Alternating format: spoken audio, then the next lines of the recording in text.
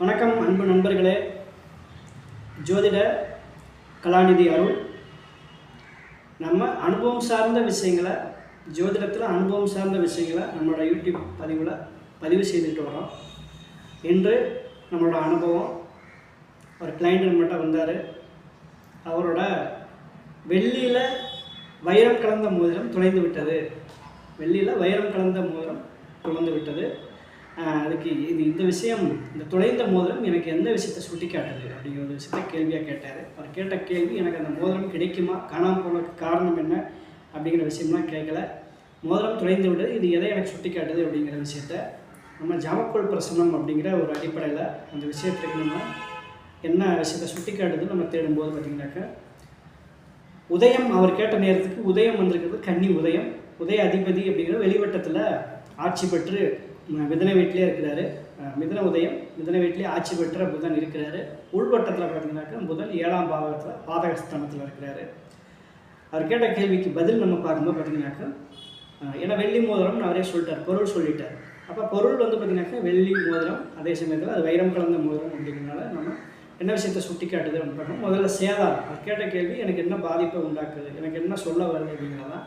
அதனால் சேதாரம்னு நம்ம பார்க்கும்போது 11ஆம் வீட்டில் கவிப்பு அமர்ந்திருக்கிறாங்க. அந்த கவிப்பிலே சுக்கிரன் இருக்கிறார்.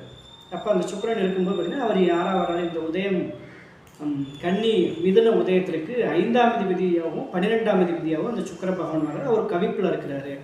அதே சமயத்தில் உள்வட்டத்தில் அந்த 5ஆம் வீட்டில் கிரகங்கள் இல்லை அப்படின்னாலும் வெளிவட்டத்தில் சூரிய பகவான் இருக்கிறாரு. அப்படிங்கிறதுனால 3ஆம் இடத்துக்கு அதிபதி வெளிவட்டத்தில். அதே சமயத்தில் சூரியன் அப்படிங்கிறது வருமானக்காரகன், நகை அழகு ஆடம்பர பொருட்களுக்கும் அவர் வந்து காரணகர்த்தவாக வந்துடுவார்.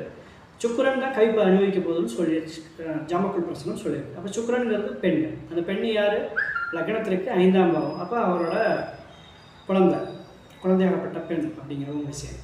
ஸோ இவங்க எந்த விஷயத்தை அனுபவிக்க போகிறாங்க, அவருக்கு அந்த விஷயம் பாதிக்கப்பட்டிருக்குன்னு சொல்லியிருக்கு. அந்த பொண்ணு என்ன அனுபவிக்க போகிறாங்கன்னு நம்ம பார்க்கும்போது 12ஆம் அதிபதியாகவும் வர்றாரு.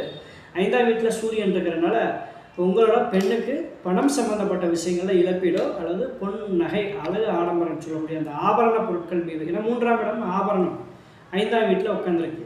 அப்படிங்கும்போது பார்த்தீங்கன்னாக்கா ஆபரணம் சம்மந்தப்பட்ட விஷயங்களையும் அவங்களுக்கு ஏதோ ஒரு பாதிப்புகள் வர்றாங்கன்னா வாய்ப்பை காட்டுதுங்க அப்படிங்கிற ஒரு விஷயத்த சொல்கிறேன். புரியுத? மறுபடியும் சொல்கிறேன். மிதுன உதயம், உதயத்திற்கு 5ஆம் அதிபதி கவிப்பில் சுக்கிரன் இருக்கிறாரு. உதயத்திற்கு 3ஆம் அதிபதியான சூரியன் 5ஆம் வீட்டில் ஆபரணத்துக்கு சொந்தக்காரர்.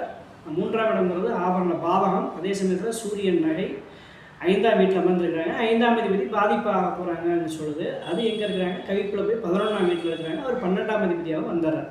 ஸோ இது எல்லாமே ஒரு ஓரலாக கூட்டு சேர்ந்து சொல்லக்கூடிய விஷயம் என்ன அப்படின்னு கேட்டிங்கனாக்கா, உங்களோட பெண் பிள்ளைகளோட நகை பணம் சம்மந்தப்பட்ட விஷயங்களில் கவனமாக இருங்க அப்படிங்கிற விஷயத்த சொல்கிறோம். இது எவ்வளோ நாளைக்கு அப்படின்னு நம்ம பார்க்கும்போது, கவிப்பில் இருக்கக்கூடிய சுக்கிரன் அப்படிங்கும்போது பார்த்தீங்கன்னாக்கா 20.